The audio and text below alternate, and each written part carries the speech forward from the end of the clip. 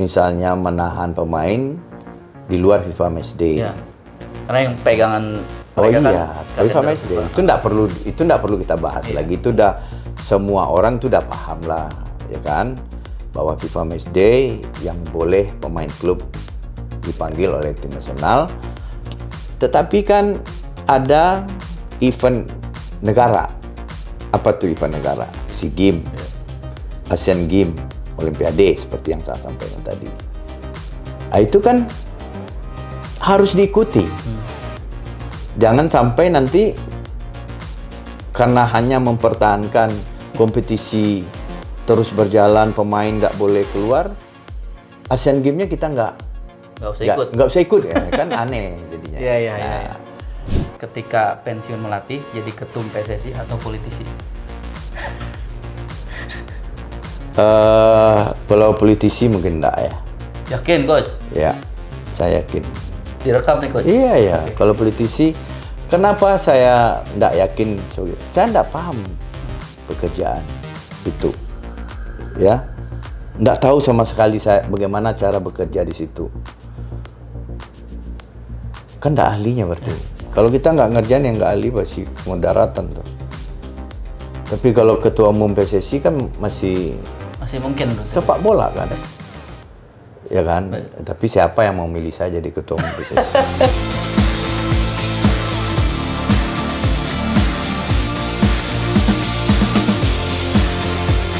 Kita geser ke yang akan coach hadapi. Ya. Sebelum ke timnasnya, ini bagaimana ceritanya ya, coach kan Dirtek, kok bisa melatih tim SEA Games kemarin, terus sekarang kok bisa dipercaya melatih Asian Games? Itu apakah tidak berbenturan atau bagaimana pembagian tugasnya? Kalau berbenturan tentu tidak, karena Dirtek yaitu banyak kebijakan. Ya. Ya. Yang tadi ya di organisasi yang di organisasi.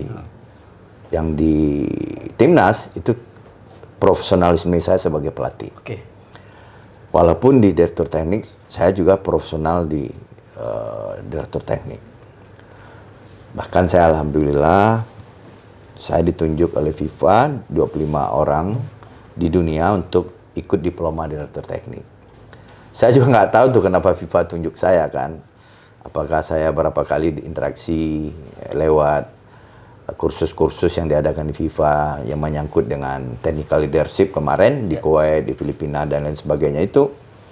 Dan dia tunjuk saya jadi 25. Nah, saya berharap selama 2 tahun saya akan belajar nanti online. Hanya 4 yang langsung, yaitu ke Brazil, ke Tokyo. Bulan Desember besok saya ke Tokyo dan Jerman, dan wisudanya di Zurich. Okay. Nah, saya berharap itu menjadi penambah background saya, pengetahuan saya untuk direktur teknik. Dan kemarin Pak Ketua Umum meminta saya fokus di membantu beliau di tim nasional. Tim nasional, menyiapkan tim nasional U20. Jadi bukan U23, bukan yang lain. Tim nasional U20, dan alhamdulillah per 1 Agustus kami sepakat saya dikontrak selama 4 tahun untuk membangun tim nasional U20. Bagaimana jadi coach dikontrak jadi pelatih juga? Ya, saya pelatih tim nasional. Di PSSI di Dirtek? Sekarang saya sambil menunggu direktur teknik yang baru. Oh, berarti pada akhirnya akan lepas ya? Oh iya, ya pasti. Ya, coach menyiapkan apa? Fondasinya? Ya, oke. Jadi kemarin kan tidak gampang juga mencari direktur teknik itu. Dan saya akan fokus membangun tim nasional 20, di mana anak-anaknya kelahiran 2005, 2006, 2007. Ya. Nah, 2006-2007 adalah tim yang ikut Piala Dunia U17. Yang digabung, sekarang lagi persiapan ya? Yang sekarang lagi persiapan. Digabung dengan anak 2005, inilah anak-anak tim nasional 20. Yang nanti akan berkiprah dia untuk Piala Dunia U20 tahun 2025. 2025, 2004, 2023 saya akan melakukan persiapan itu, yaitu ada event AFF ada kualifikasi AFC untuk menuju Piala Dunia itu. Target saya ya kita bisa masuk Piala Dunia U20 secara langsung lewat kualifikasi. Berarti di Asia cukup semifinal ya Coach ya? Semifinal. Semifinal. Kenapa saya yakin? Dengan dulu pemain yang bukan punya pengalaman Piala Dunia, kelahiran 2006-2007, sekarang kan pengalaman Piala Dunia. Kan saya lolos 8 besar. Yang saya sampaikan tadi, menuju 4 besarnya semifinalnya nggak berhasil karena kalah dengan. Nah, saya yakin kalau ini saya persiapkan dari sekarang, setelah Asian Games saya akan mulai membuat roadmap dan akan saya presentasikan ke Pak Ketua Umum apa langkah-langkah saya menuju persiapan Piala Dunia tahun 2025. Nanti akan saya sampaikan ke pengurus PSSI. Jadi statusnya Coach sekarang di Tag PSSI dan pelatih timnas U20. U20 ya. Ya. Dan di situ dikontrak juga di U20 itu juga akan menangani nanti kita ada event-event lain gitu. Nah, terus kalau pertanyaannya kenapa kok saya Pilih, bisa diminta dipercaya menjadi pelatih SEA Games kemarin. SEA Games. Ya kan? Dan kalau nggak salah waktu itu masih belum ada pengumuman Piala Dunia batal. Ya kan? Oleh sebab itu, pelatih tim nasional senior U23 harus dipisah. Ya, Coach Dan Sin karena berarti ada ya, fokus U20. Ya. Di Coach Sin menangani U20 dan senior. Saya untuk SEA Games, saya diberi kesempatan. Waktu itu memang saya terima kasih karena sebelumnya kan saya pernah coba tuh tahun 2019 kan dari Perak. Dan sebelumnya medali perunggu Luis Milla ya. Setelah itu Coach Sin medali perunggu lagi. Dan ini kesempatan kedua. Saya pergunakanlah kesempatan dua itu dan saya berterima kasih waktu itu diberikan kepercayaan dan alhamdulillah saya jawab kepercayaan itu. Karena lolos atau medali emas SEA Games pemerintah, ini kan dari pemerintah, KOI ini programnya KOI, kita ikut Asian Games. Dan saya diminta melanjutkan Asian Games. Nggak ada ini Coach, apa, benturan dengan Coach Sintayong atau bagaimana gitu, saling tidak enak? Oh nggak ada. Kan profesional saja sudah ya? Iya, makanya kan Pak Ketum, saya bersyukur dengan Pak Ketum yang selalu menjembatani. Beliau sudah bilang ke semua pelatih tim nasional. Pak Erik bilang, di antara pelatih tim nasional harus bersinergi. Mulai dari pelatih usia muda, U17, U20, U23 senior, itu saling berkolaborasi. Nah, contoh sekarang, pemain misalnya. Karena memang kita ke depannya memang harus kedalaman skuad harus ditambah. Ya, pemain-pemain tim nasional itu jangan satu tim lagi. Jadi begitu kita turun di layernya ya. Iya, di event-event yang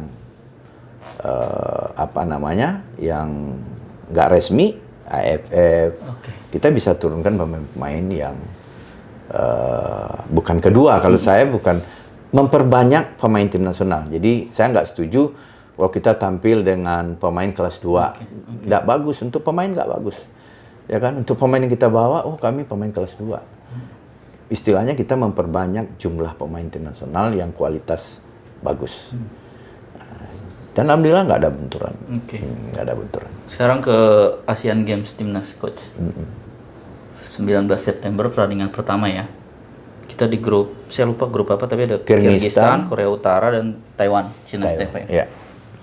Ini kalau ditanya target pasti juara. Saya tahulah Coach pasti ya target setinggi-tingginya ya. Nah, tapi roadmap menuju ke sana tuh bagaimana? Mengingat ini sangat pendek gitu ya. Kalau dulu kan orang timnas identik dengan TC jangka panjang. Sekarang ini gimana? Iya, jadi di negara-negara maju sepak bolanya atau federasi yang sudah mapan, kompetisinya bagus, pembinaan usia muda bagus, kan tidak ada TC jangka panjang. Jadi saya pernah ke Belanda ya, saya ngomong ke NVB lagi, saya tanyakan kapan TC tim nasional, mulai dari usia muda sampai senior katanya, sampai putri, itu TC-nya itu saat FIFA Matchday semua tim nasional TC. Oke. Yang senior melaksanakan tugas FIFA Matchday-nya, yang lain dia beruji coba. Begitu selesai, kembali ke klub. Karena TC jangka panjangnya itu ya di klub gitu. Ya. Bukan tim nasional. Jangan diambil alih tugas klub oleh tim nasional. Nah, pertanyaannya bagaimana dengan U17 kita sekarang? Kok jangka panjang? Ya. Asal kompetisi U17 kita bagus dan oke, Mestinya nggak ada mungkin TC, nggak ya? akan TC jangka panjang. Cuman masalahnya kemarin aja kita mau meliburkan 10 hari aja, kita khawatir apa yang mereka lakukan di daerah. Ya. Makanannya, kepelatihannya dan lain sebagainya. Apa yang sudah dilatih khawatir Bisa menjadi mubazir. Makanya saya diskusi dengan Coach Bima dan Pak Sekjen waktu itu dan Wakil Ketua Umum PSSI Pak Zainuddin Amali, ya kita harus percepat. Ya, dan Pak Erik juga setuju waktu itu kita percepat dan akhirnya kita 5 hari ya, kita masuk lagi dan sekarang persiapan untuk ke Jerman. Jadi TC jangka panjang itu tidak akan ada kalau klub kualitas sudah bagus, kompetisi kita sudah mapan. Nah, tidak perlu TC jangka panjang. Asian Games, saya baru TC 3 hari. Dan itu pemain tidak komplit. SEA Games kan juga nggak lama TC. Hanya seleksinya yang lama waktu itu, kebetulan Liga 2 nggak jalan kan. Saya pergunakanlah untuk menseleksi anak Liga 2. Karena tidak ada kompetisi Liga 2 waktu itu karena pandemi. Nah, sekarang kan pemain masih bermain di senior kemarin FIFA Matchday dan bermain di kualifikasi AFC U23. Nah, jadi memang yang harus disinkronkan pemahaman antara kita pelatih tim nasional dengan tugas-tugas pelatih di klub. Saya nggak menyalahkan pelatih klub misalnya menahan pemain di luar FIFA Matchday. Ya. Karena yang pegangan FIFA Matchday itu enggak perlu kita bahas lagi. Itu udah semua orang itu udah paham lah, ya kan? Bahwa FIFA Matchday yang boleh pemain klub dipanggil oleh tim nasional. Tetapi kan ada event negara. Apa tuh event negara? SEA Games, Asian Games, Olimpiade seperti yang saya sampaikan tadi. Nah, itu kan harus diikuti. Jangan sampai nanti karena hanya mempertahankan kompetisi terus berjalan, pemain tidak boleh keluar, Asian Games-nya kita nggak usah ikut ya, kan aneh jadinya. Ada 2 hal yang harus kita kerjakan, yang kita lakukan. Satu, memang kita minta pengertian dari pelatih klub.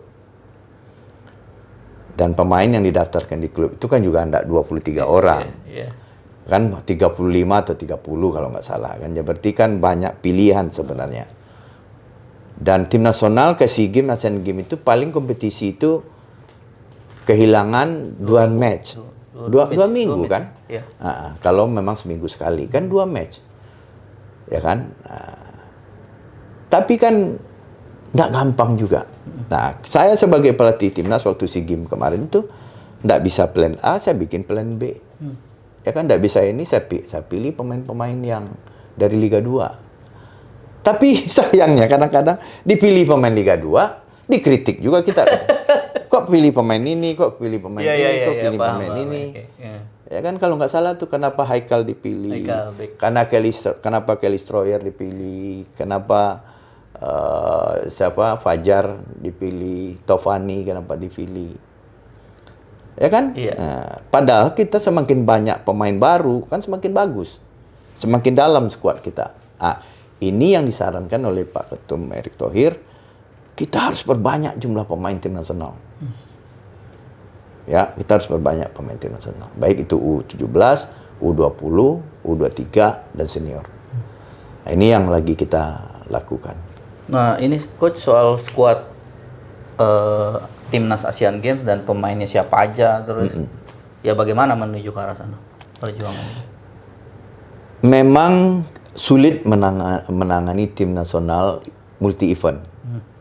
Karena aturannya berbeda kok. Berbeda dengan kalender-kalender AFC, FIFA. Saya diminta 3 bulan yang lalu sudah harus mendaftarkan pemain. 30 pemain awal katanya. Padahal latihan belum. Ya, kalau untuk saya tidak ada masalah, kan saya mengamati pemain terus. Tahu pemain itu. Cuman yang tidak bisa diprediksi, dia cedera atau tidak cedera. Dan itu 3 bulan lalu. Sebulan setelah itu, saya harus wajib juga menentukan siapa 22 pemain yang akan berangkat. Bayangkan. Ya kan? Latihan belum, tapi saya diminta untuk menentukan 22 pemain yang berangkat. Tapi karena itu menjadi persyaratan regulasi dari multi event, saya terpaksa memberikan 22 nama tanpa latihan. Nah, untung, ya saya tahu 6 jam sebelum pertandingan masih bisa. Jadi saat MCM nanti, di situ baru ditetapkan 22 pemain skuad Indonesia dan ditanda tangan. Itu nggak boleh dirubah lagi. 6 jam sebelum MCM. Iya, saat MCM. Saat MCM. Oke. Ya, itu nggak boleh dirubah lagi. Nah, jadi 22 pemain saya udah tetapkan ini. Nah, dan saya lihat dari 22 pemain itu ada yang tidak diizinkan oleh klub. Nah, itu karena bukan ada yang ACL. Ada. Yang butuh 6 bulan istirahat. Terus gimana? Nah, rupanya bisa diganti. Ya alhamdulillah lah saya bisa ganti. Jadi lebih sulit ya menangani timnas di luar FIFA Matchday. Dan itu perlu komunikasi, perlu kepiawaian kita untuk mensiasati itu semua. Komposisinya coach, apakah ada nama-nama pemain yang merumput di? Iya, memang kita Asian Games itu juga harus realistis ya. Tapi kalau kelahirannya secara regulasi itu kelahiran 99. Oke. 99 itu adalah pemain-pemain yang waktu itu U20 tahun 2018. Oke. Nah, berarti di Asia pemain yang Kubo CS itu tuh. Kalau di kita itu ya Asnawi CS. Kita kan bisa 8 besar waktu itu. Yang pemain akan beredar seperti itu. Dan sayangnya pemain-pemain itu udah bermain di profesional dan tidak akan lagi bertemu di Asian Games. Saya yakin itu pasti tidak akan diizinkan, tidak akan dilepas. Ya, tidak akan dilepas. Oleh sebab itu pemain-pemain pasti pemain-pemain baru yang akan muncul di situ. Dan saya berharap ke klub ya, tapi saya terima kasih ke beberapa klub yang sudah komunikasi dan Persib juga kita komunikasi. Ya, hampir semua klub lah saya komunikasi untuk apa win-win solutionnya. Asal jangan win-winnya itu tidak mengirim. Itu tidak win-win namanya. Iya kan? Coach, ini udah menuju akhir. Nah, ada beberapa pertanyaan dari subscribernya Warta Kota News. Ya. Jadi yang pertama nih. Pertanyaan. Gonzales @Gonzales6823. Gonzales pemain? Bukan.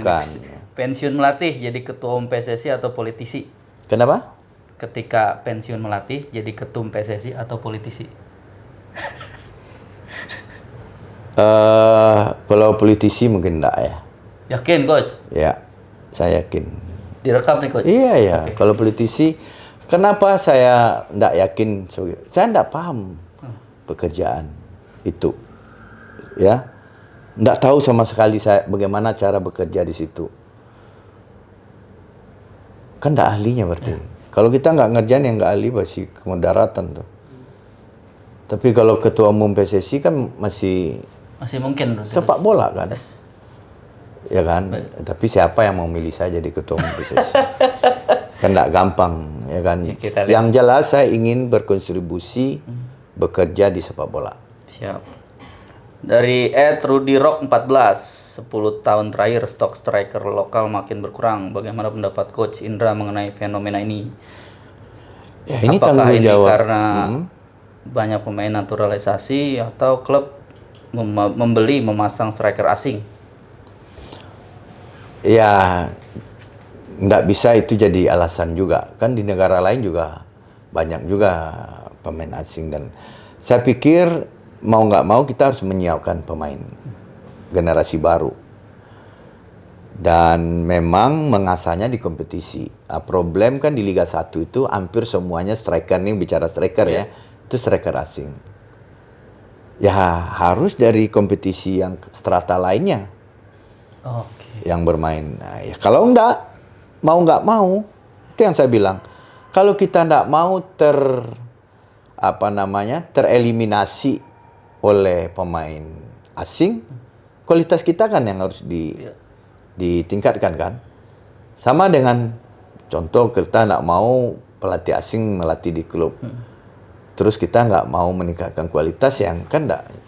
Jadi kalau nggak mau pelatih asing main di klub, yang kita sudah punya 21 pelatih yang apro. Ayo dong bersaing. Kapasitas kita. Okay.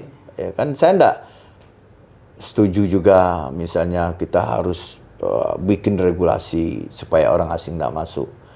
Mana bisa negara yang sudah dunia yang sudah mengglobal kayak gini. Terus nanti dilarang juga anak-anak kita main di luar, gimana coba? Pelatih kita melatih di luar. Nah, jadi memang mempersiapkan kader pemain. Iya. Terus ini dari, saya lupa nyatat dari siapanya, tapi mengapa jaket digulung sampai siku? Ya ini stylenya aja ya, supaya ada pembeda aja. Cuman kami di Sumatera Barat sampai di siku diangkat itu simbol pekerja keras. Iya, jadi kalau orang Padang sudah menyingsingkan lengan bajunya, itu dia siap bekerja. Itu filosofi loh. Itu coba tanya sama orang-orang. Kearifan lokal. Bukan kearifan lokal, itu kayak apa ya? Kearifan lokal ya oke lah. Jadi orang Padang kalau sudah menyingsingkan lengan bajunya, itu dia siap untuk bekerja. Nah, kalau untuk saya ini ya untuk gaya-gaya aja nih. Tapi saya memang pekerja keras. Iya, itu kelihatan lah dari. Saya memang harus bekerja keras. Siap. Karena tantangan itu tadi. Oke. Kalau ini dari saya pribadi, coach bisa jelasin nggak? Setahu saya dulu nama coach itu SY Indra Syafri. Oh iya. Terus diubah pada satu ketika jadi SJ Syafri. Nah ini mungkin banyak yang belum tahu, coach. Ya, saya pernah selama melatih itu kan banyak orang-orang sport science, bahkan orang ahli metafisik saya ajak kerjasama juga, gitu kan. Bahkan kiai-kiai tertentu saya minta untuk memberikan masukan, ya. Jadi ada Dr. Arkan waktu itu, kebetulan sebenarnya saya hadir ke tempatnya diajak ipar saya yang ngajak. Rupanya dia menanyakan anaknya kuliah yang paling tepat tuh di mana. Ini bukan ilmu perdukunan loh. Ini memang metafisik, dan itu dia doktor. Doktor S3. Ketamatan Amerika. Terus saya panggil Mas Arkan coba lihat nama saya ini bagus nggak? Indeks kohernya Indra Syafri. Wah, ini indeks kohernya 5,6. Sampai harusnya kapan? Harusnya nilai paling tinggi 10 gitu. Nggak ada yang 10. Bill Gates aja 9,8 atau berapa. Jadi coach ini nggak akan pernah sukses, coach katanya. Ini sebelum final nih. Sebelum ada saya juara yang pertama itu. Dia gimana? Ganti Yengki itu katanya menjadi J. Jadi Indra Syafri. Kalau ini indeks koherennya mendekati Bill Gates katanya. Tapi kan sukses orang itu kan dari nggak bisa sama. Betul, ya. Betul. Terus gimana caranya? Coach harus pikirkan nama coach itu Indra Syafri. Bikin pakai double folio tuh, kan salah satu folio tuh Indra Syafri. Kan capek juga saya, Mas Arkan. Kan saya banyak teman-teman media, kalau saya perconference, saya pakai sarana itu gimana? Itu lebih cepat. Itu lebih baik, katanya kan. di-share ke semua orang katanya. Makanya pernah waktu itu nama saya tolong ditulis Indra Sejafri. Nah, tapi saya pikir memang Dr. Arkan ini hebat gitu. Saya pulanglah ke kampung saya, ke desa saya, dusunnya. Rupanya di rumah saya itu ada nama hijrat, kan ada ditempel tuh. Indra Sejafri lahir tanggal 2 bulan 2 tahun bla bla. Huruf Arab Jam gitu ya, Coach? Ada yang huruf Arab, macam-macam tuh kan. Nah, kan kebanggaan tuh anak ditaruh di dinding. Ya kan?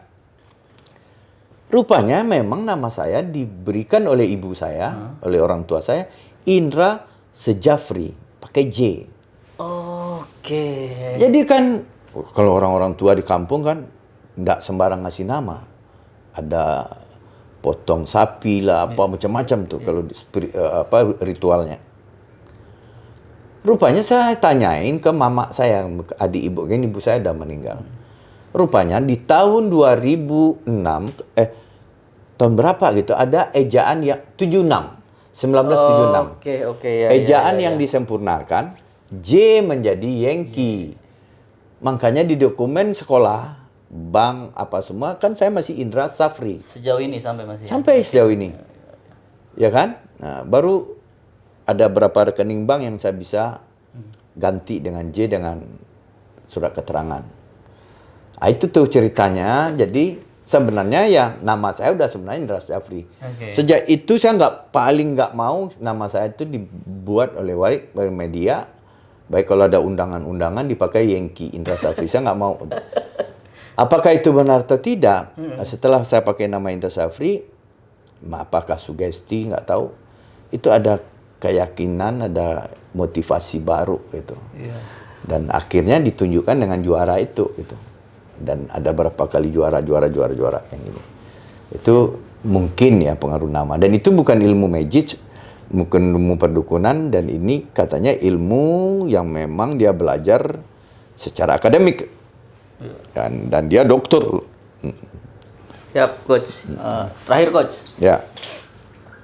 Sudah sejauh ini melangkah gitu. Terus keluarga juga alhamdulillah bisa dibina dengan baik sejauh ini. Nah, apa yang Coach inginkan baik di keluarga pun dengan karir Coach ke depan? Kalau keluarga untuk urusan pribadi saya pingin ya anak, cucu, turunan lah. Ya saya berdoa jadi orang baik-baik dan kalau bisa aja jauh lebih hebat dari bapaknya. Dan saya selalu tuh ke anak-anak saya, bapak udah buktikan bapak lebih hebat dari bapak dulu. Bapak dulu hanya di kampung, hanya petani, ya sekarang bisa lebih baik. Nah, kalau bisa anak juga nggak harus di sepak bola kan, di bidangnya dia. Dia harus lebih hebat dalam arti kata, bukan hebat dia harus kaya, ya lebih baik, ya kan, lebih bisa berkontribusi untuk orang banyak dan lain sebagainya. Itu dari keluarga. Jadi sampai ke anak cucu doa saya cuma itu. Dan kalau untuk sepak bola, ya tentu saya pingin karir saya lebih baik gitu. Lebih baik dalam arti kata baik itu dari sisi kontribusi, prestasi, pemikiran. Itu yang saya harapkan. Dan kalau Tuhan mengizinkan ya kita melihatlah Indonesia bisa benar-benar prestasi itu menjadi tradisi. Mudah-mudahan Coach. Ya, amin. Kita harus dukung bersama-sama. Amin. Ya, Sobat PK, Tribuners, kita sudah di ujung. Demikian obrolan bersama Direktur Teknik PSSI, Indra Sejafri. Banyak hal rasanya yang bisa memotivasi kita semua bagaimana dari keadaan yang bukan siapa-siapa, dari nobody menjadi somebody, dari zero to hero kalau boleh dibilang. Mudah-mudahan bermanfaat. Sampai jumpa dengan narasumber berikutnya. Assalamualaikum warahmatullahi wabarakatuh. Salam olahraga. Jaya. Jangan lupa subscribe ya.